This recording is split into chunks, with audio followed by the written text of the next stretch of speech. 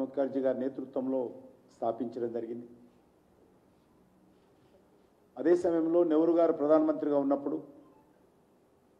నెహ్రూ మంత్రివర్గంలో ఉండి దేశానికి ఆర్టికల్ 370 మరి ఒక భయంకరమైనటువంటి విధానాన్ని అవలంబించినప్పుడు దాన్ని విభేదిస్తూ మంత్రివర్గం నుంచి బయటకు వచ్చినటువంటి డాక్టర్ శ్యామప్రసాద్ ముఖర్జీ గారు ఆ రోజు భారతీయ జనసంఘ్ పేరుతో రాజకీయ పార్టీ ప్రారంభించి ఆర్టికల్ 370 వ్యతిరేకంగా మరి మొట్టమొదటి ఉద్యమం చేపట్టడం జరిగింది. ఈ దేశంలో ఇద్దరు ప్రధానమంత్రులు ఉండకూడదు, రెండు చట్టాలు ఉండకూడదు, రెండు జెండాలు ఉండకూడదు, ఏక్ దేశ్ మే దో ప్రధాన్ దో నిషాన్ దో విధాన్ నహీ చలేగా అనేటువంటి నినాదంతో ఆయన ఆర్టికల్ 370 వ్యతిరేకంగా పోరాటం చేయడం జరిగింది. ఆ రోజు దేశానికి ప్రధానమంత్రి జవహర్లాల్ నెహ్రూ గారు ఉంటే జమ్మూ కాశ్మీర్కు షేక్ అబ్దుల్లా కూడా ప్రధానిగా ఉండేవారు. దేశానికి 3 రంగుల జెండా ఉంటే జమ్మూ కాశ్మీర్కు ప్రత్యేకమైనటువంటి జెండా ఉండేది. దేశానికి డాక్టర్ బాబాసాహెబ్ అంబేద్కర్ రాజ్యాంగం ఉంటే జమ్మూ కాశ్మీర్లో జిన్నా రాజ్యాంగం ఉండేది. దానికి వ్యతిరేకంగా డాక్టర్ శ్యామప్రసాద్ ముఖర్జీ గారు జనసంఘ్ అధ్యక్షులుగా పోరాటం చేసి మొదటి ఉద్యమంలోనే పార్టీ చేపట్టినటువంటి ఆ యొక్క పోరాటంలోనే జమ్మూ కాశ్మీర్లో అరెస్ట్ కాబడి జైల్లో మరి ఆయన బలిదానం కావడం జరిగింది.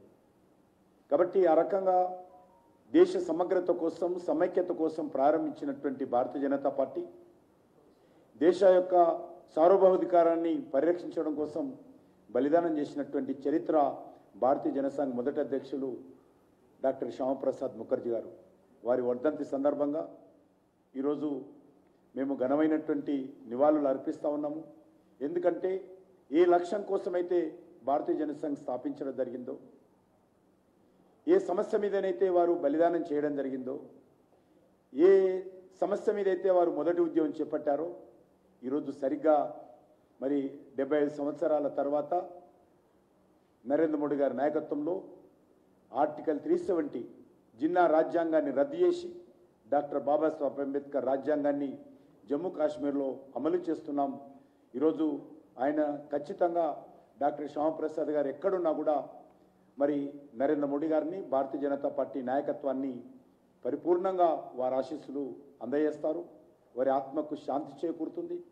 అటువంటి గొప్ప ఆదర్శమైనటువంటి ఒక మంచి ప్రజా కోరికను మన్నించి ఒక మంచి పరిపాలన నరేంద్ర మోడీ గారి నేతృత్వంలో ఈరోజు దేశానికి అందిస్తున్నాము.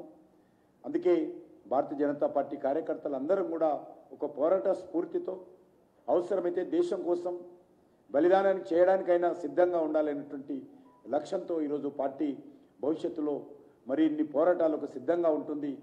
ప్రభుత్వ పరంగా చేసేటువంటి కార్యక్రమాలే కాకుండా పార్టీ పరంగా కూడా త్యాగాలకు పోరాటాలకు వెనుకాడము.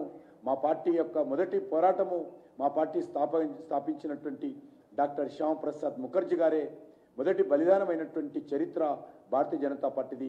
అటువంటి చరిత్ర మరి ఈరోజు దేశవ్యాప్తంగా భారతీయ జనతా పార్టీ కార్యకర్తలందరూ డాక్టర్ శ్యామప్రసాద్ ముఖర్జీ గారికి ఘనమైనటువంటి నివాళులు అందిస్తూ ఉన్నారని సందర్భంగా మనం చేస్తూ ఉన్నాం.